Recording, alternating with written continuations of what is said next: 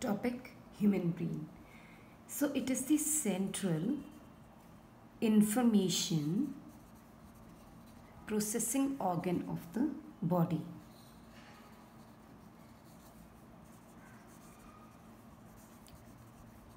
It is highly complex, that we know. That's why we call it command and control system. Command and control system of our body. Clear? So what it basically does, it controls voluntary movements, all the movements that we do with our own will. Voluntary movements. Then it believes in doing the balancing of body, because cerebellum, it maintains the posture and balance. We are very well clear of that. It controls the involuntary organs like lungs, heart, then functioning of endocrine glands. Why? Because the secretions are always in contact with hypothalamus and pituitary. One is the master, one is the supermaster endocrine gland. So this release of secretions, or they are pouring into the blood, that all is in the hands of hypothalamus. Then is thermoregulation. That is to maintain the body temperature. Then hunger and thirst.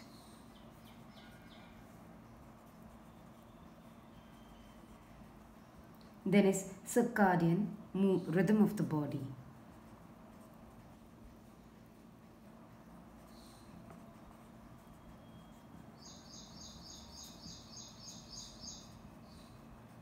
Then is human behavior. That is also in control of the human brain. Okay. We should not forget that it is also a site for the processing of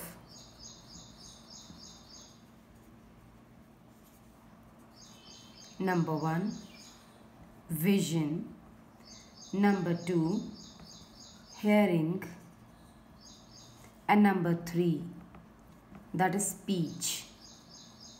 Okay, and also a seat for memory, intelligence, emotions,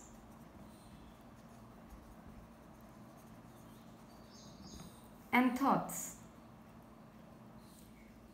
Okay, then where is this human brain present? It is basically located in the cranium region. That means we always talk about skull, but the head region where the brain is enclosed in a bony cavity, that is known as cranium. So we say it is well protected inside the bony cavity known as cranium. Clear? This cranium is a tough tissue, and there is another tough tissue which is covering the brain. It is covered by a layer of very tough tissue that is known as cranial meninges. That means the gyri and the sulci, ridges and the grooves, which altogether covers the brain. These are basically 3 layers in the thickness. The 3 layers are outermost, dura, mater, then the middle layer, arachnoid membrane,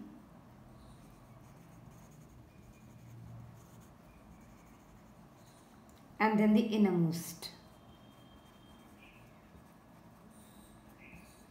pia mater. So first the solid one is cranium, then another tough tissue cranial meninges, which is further made up of outermost layer dura mater, middle arachnoid, third pia mater. Now these all three layers together forms one thick membrane which is in the form of ridges and grooves. Now moving to the diagrammatic structure of the brain. We are quite familiar with this shape structure that we always draw, and we call it the sagittal section of the brain. That means the longitudinal section of the brain. Give an outline and let's start first of all with dividing the area first. Here this entire region, it is basically in the form of clouds that we used to make earlier, and these are the meninges that we are talking about, which covers the brain, and these convolutions,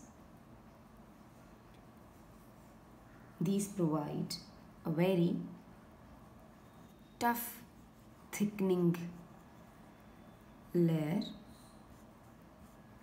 and this convoluted leaf-like structure is a cerebellum region, and the most extended part is cerebrum. Almost we say 70% of cerebrum is there in the brain.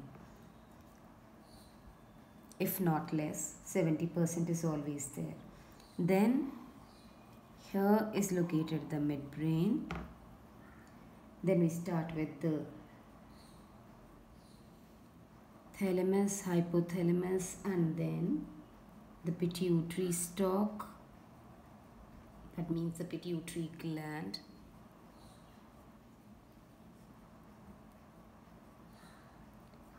This area. Then we start with the pons viroli,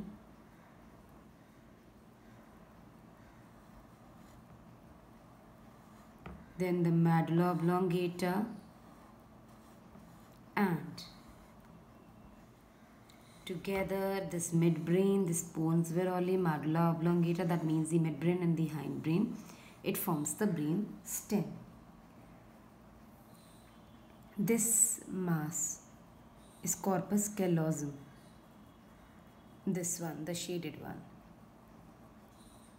and this is the disc-like midbrain within. Coming to its labeling, this is cerebrum, then this is corpus callosum,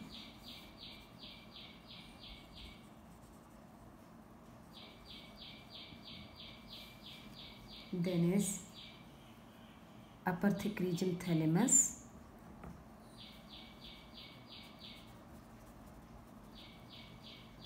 followed by hypothalamus, that means the floor, and pituitary. Then is this area, pons viroli, medulla oblongata, cerebellum. This is hindbrain. This one is midbrain. And these are the regions of thalamus, hypothalamus, including this. These are the regions of forebrain.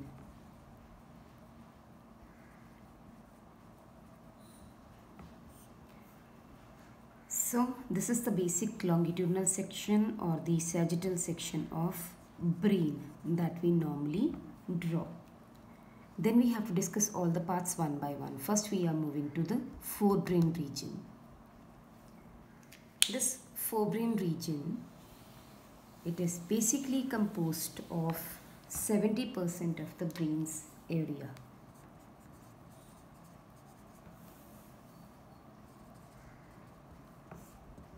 Now forebrain. It constitutes about 70% of the total area. Then the first region which we have to target is cerebrum. Cerebrum, where a deep cleft, that means a longitudinal fissure,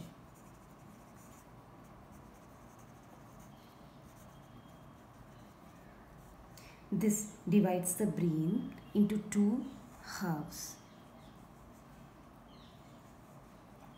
This is the top view, into two halves or two cerebral hemispheres.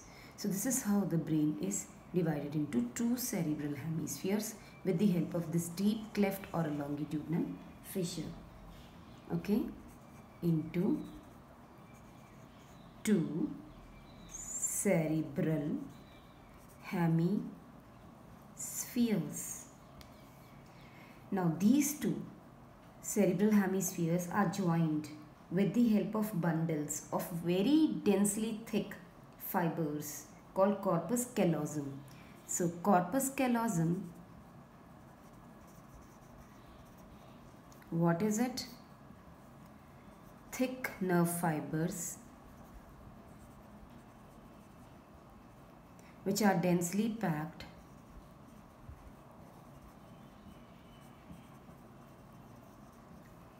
join the two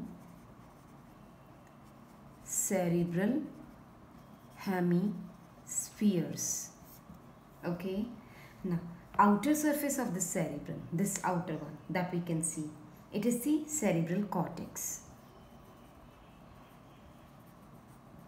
Outer surface is known as cerebral cortex. And what is it made up of? It is basically grayish in color and is made up of grey matter.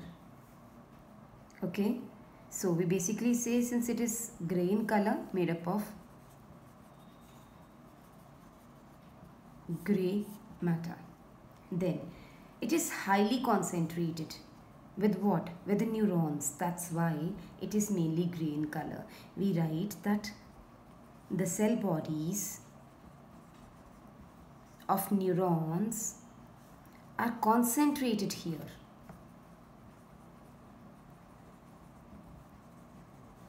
In this region. That's why it appears greyish in color. And which all types of cell bodies or which all neurons? These neurons are motor neuron, sensory neuron, as well as associated areas of neurons. So cell bodies of neurons are highly concentrated, so they have motor neurons in motor area, sensory neurons in sensory area, and associated areas where all of these come and get mixed up. Inner to the cortex is the white matter that consists of myelinated nerve fibers in the form of nerve fiber. Okay, this is the outer one, the cerebral cortex. Inner to the cortex we have white matter.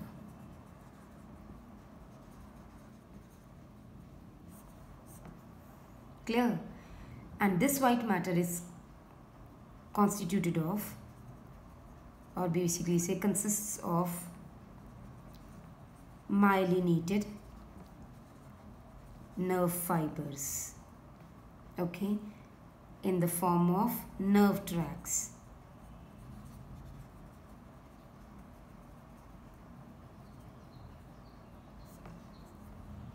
In the form of nerve tracts. Clear? So basically this is what a hypothalamus or this forebrain cerebrum region looks like. Now in this cerebrum region what we mainly need to know is what is the structure looks like. How does the structure appear from the upper end? That means there is a longitudinal fissure. It divides into two cerebral hemispheres which are densely packed by this cerebral this corpus callosum. Then outer surface has cerebral cortex which is made up of grey matter and is highly concentrated because of the these motor, sensory and associated neurons, which gets packed up in the motor, sensory and the associated areas. Inner to the cortex we have white matter, which has myelinated nerve fibers. Myelinated, why? Because they do not allow to lose the network, or the ions which are carrying the message in the electrical form may not lose. That's why these are myelinated, covered.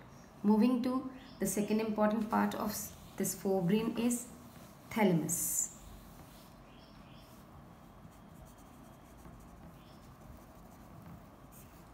In this thalamus region, the major coordinating sensor, it is, we basically say, is the major coordinating center for sensory and motor signals.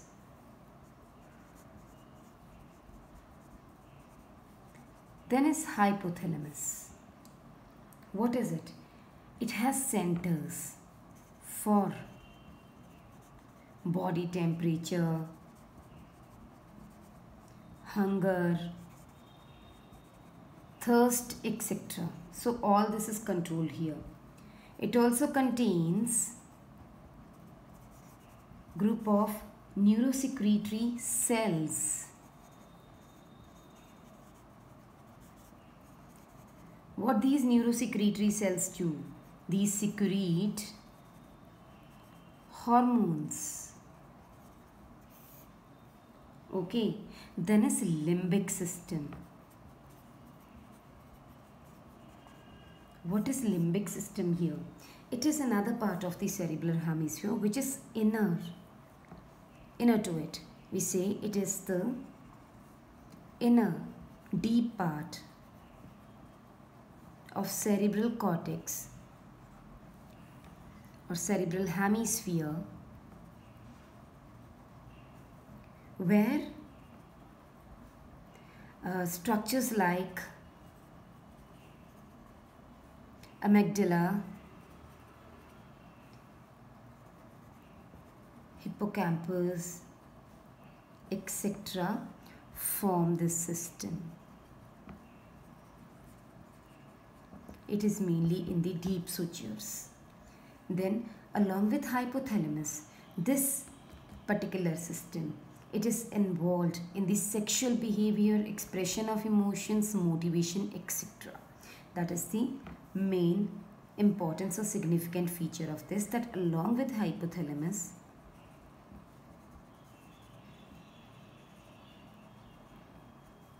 it is involved in the regulation of sexual behavior, then expression of emotions,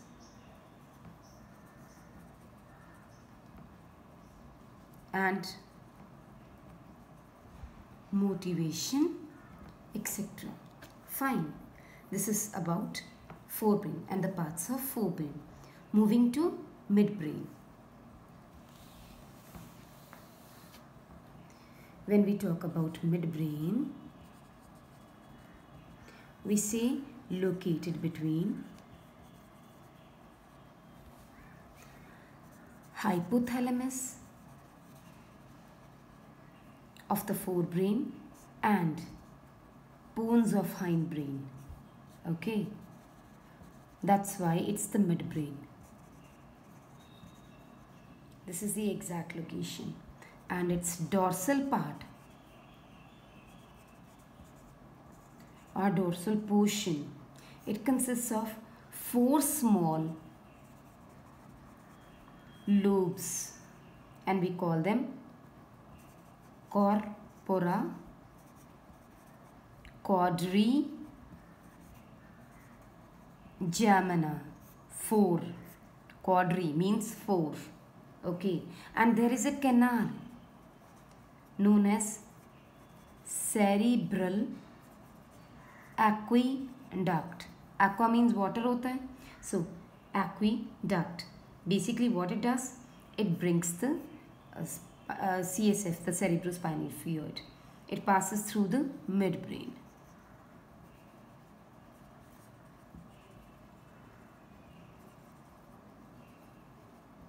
Then is the hindbrain, last part. This is something we have not read in class 10. So it is entirely different from what have we read in structure there. This hindbrain, it consists of pons region, and this pons region is responsible for controlling some aspects of respiration. That is exactly the same as we have done there. Then we have cerebellum,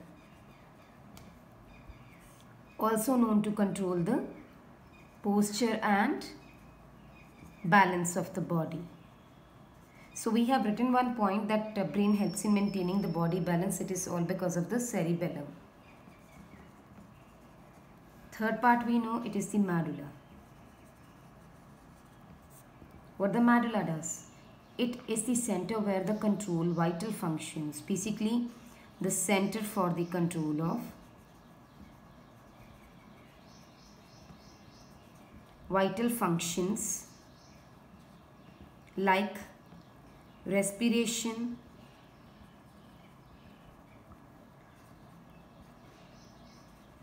cardiovascular reflexes, and gastric secretions.